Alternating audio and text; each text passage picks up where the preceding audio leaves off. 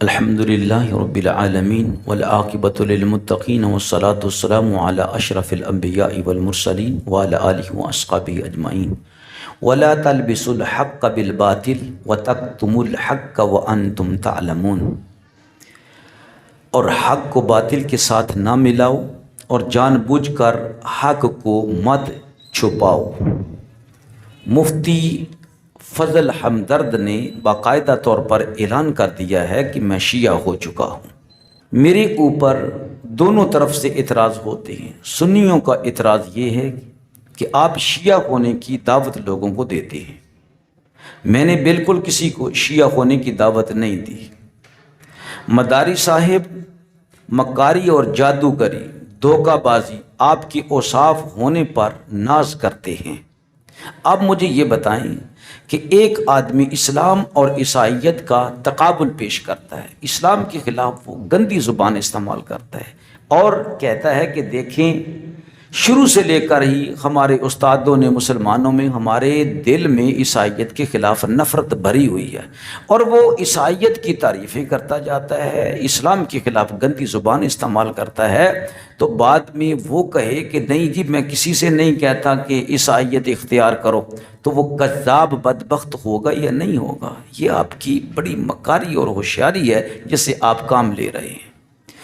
کہتا ہے کہ دوسری بات یہ ہے کہ میں نے کب اس بات کا انکار کیا ہے کہ میں شیعہ نہیں ہوں؟ پھر کہتا ہے کہ سنی بھی ہوں اور شیعہ بھی ہوں۔ یہ جو مغایرت ہے، آپس میں فرق ہے، یہ فرقہ پرست علماء نے بھر دی ہے، گویا یہ دشمن ہے اور اس چیز کا خاتمہ ہونا ضروری ہے۔ کہتا ہے کہ اہل سنت کا معنی سنت کے پیروکار، اگر یہ معنی ہے تو پھر شیعہ بھی سنت کا پیروکار ہے۔ لیکن اگر سنت کا یہ معنی ہے کہ میں حنفی ہوں، فقہ حنفی کو ہی سنت کے دائرے میں حق سمجھتا ہوں، یا حنبلی کو یا فقہ شافعی کو یا مالکی کو، تو یہ فرقے والی اہل سنت ہے، تو میں فرقے والی اہل سنت سے باہر نکل گیا ہوں۔ یعنی کس طرح یہ دوغلا پالیسی استعمال کر رہا ہے، ایسی مکاری کے ساتھ یہ لوگوں کو گمراہ کرنے کی بھرپور کوشش کر رہا ہے۔ پھر کہتا ہے کہ دوسرا اعتراض مجھ پر شیعوں کی طرف سے ہوتا ہے کہ آپ فقہ جعفریہ کی تعریف کرتے جاتے ہیں، تو فقہ جعفریہ کے مطابق آپ اپنی نمازیں وغیرہ یا اپنے کام کیوں نہیں کرتے ہیں؟ تو پھر کہتا ہے کہ جناب شروع سے لے کر ہی ہمارے دلوں میں شیعوں کی کتابوں کے خلاف نفرت بھر دی ہے، اور اہل بیت نے کوئی فقہ تدوین نہیں کی، ہمیں یہ سکھایا گیا ہے۔ کہتا ہے کہ جب کہ حقیقت یہ ہے کہ اہل سنت کے بڑے بڑے ائمہ اکرام جو ہیں وہ ائمہ اہل بیت کے شاگرد رہے ہیں۔ میں کی کہتا ہوں کہ اہل بیت کے شاگرد ہیں نا، شیعوں کے شاگرد تو نہیں ہوئے تھے، تو کیوں مکسنگ کر رہا ہے حق کی اور باطل کی، دونوں کو کیوں ملا رہا؟ کہتا ہے کہ پہلے مجھے اپنی کتابوں سے کسی امام اہل بیت کا قول مل جائے، پھر بھی میں ابو حنیفہ کی بات مانوں تو یہ جہالت اور حماقت ہے۔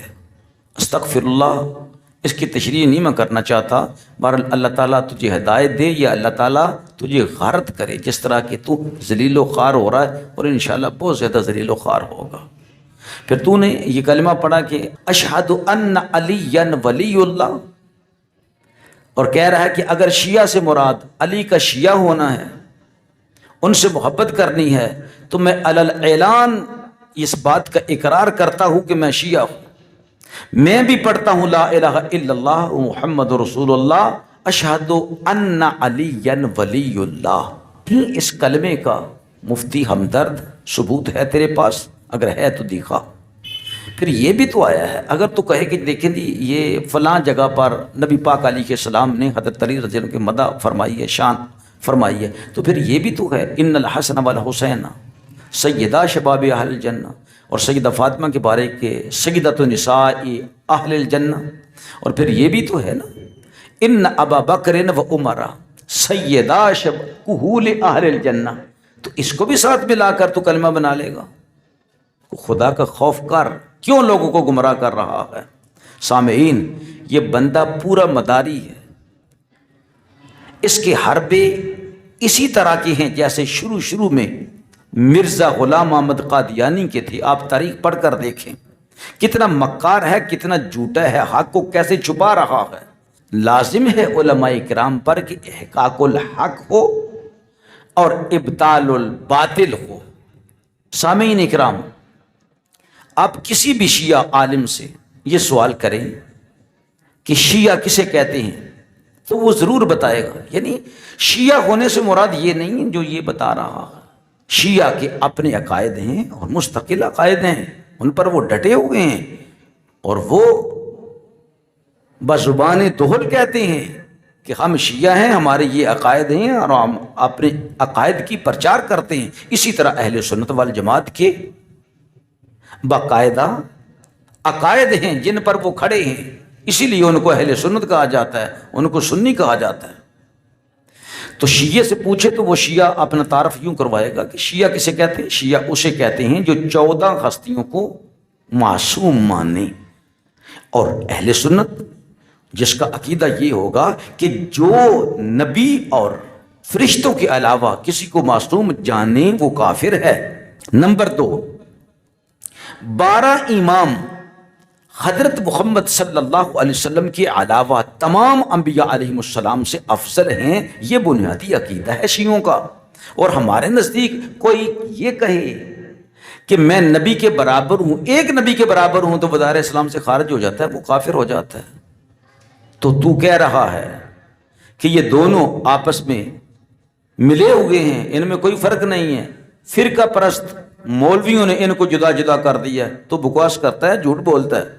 نمبر 3, 12 اماموں کے علاوہ کوئی شخص بھی امامت کا دعویٰ کرے چاہے اولاد فاطمہ سے ہی ہو, وہ کافر ہے. یہ شیعوں کا عقیدہ ہے. جبکہ اہل سنت کہتے ہیں کہ جتنے بھی فاطمہ زہرا سلام اللہ علیہا کی اولاد میں یا حضرت علی رضی اللہ تعالیٰ کی اولاد میں ہیں, اور وہ اللہ کے ولی ہوگے, یعنی عالم ہوگے, زاہد ہوگے, اہل تقویٰ ہوگے, تو ہمارے وہ امام ہیں.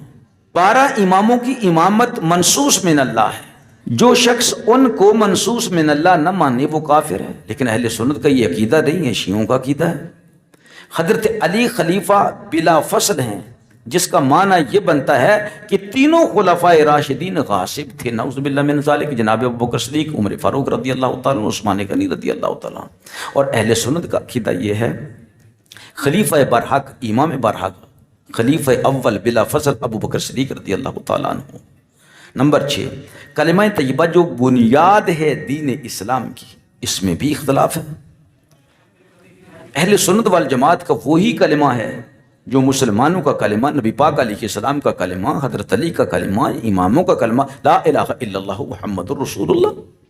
اور شیعوں کا کلمہ جو اس نے پڑھا ہے لا الہ الا اللہ محمد رسول اللہ اشہد ان علی ولی اللہ. یہ شیعوں کا کلمہ ہے, جبکہ کہیں سے بھی یہ ثابت نہیں ہے کہ یہ 3 جملے کہیں اکٹھے آئے ہوں.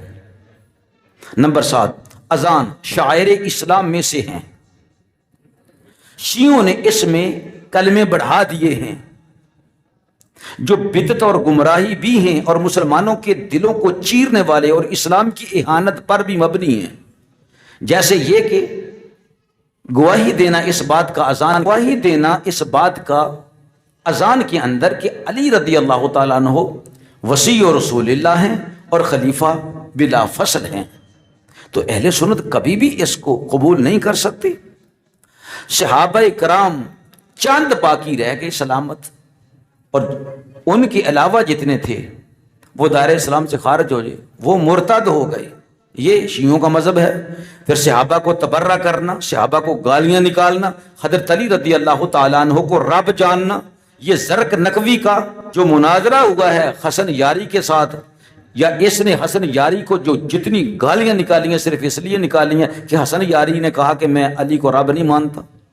حلال اور حرام کے اندر ہمارے اور شیعوں کے درمیان کتنا فرق ہے. وہ کہتے ہیں جی ماتم کرنا عبادت ہے, ہم کہتے ہیں کہ ماتم کرنا سراسر حرام ہے. پھر بداقت ان کا عقیدہ ہے, ہمارے نزدیک وہ عقیدہ کفریہ ہے. تقیہ کا عقیدہ تقیہ ان کے نزدیک. پھر غیبت کا عقیدہ ہے, ہمارے نزدیک نہیں ہے. لہٰذا خدا کا خوف کر, لوگوں کو کیوں پریشان کر رہا ہے, تجھے کیا چڑ کیا ہے, تو کیا چاہتا کیا ہے اہل سنت سے, باز آ جا ورنہ تجھے بہت زیادہ ننگا کر دیا جائے گا. شرم کر، حیا کر، اللہ سے ہدایت مانگ.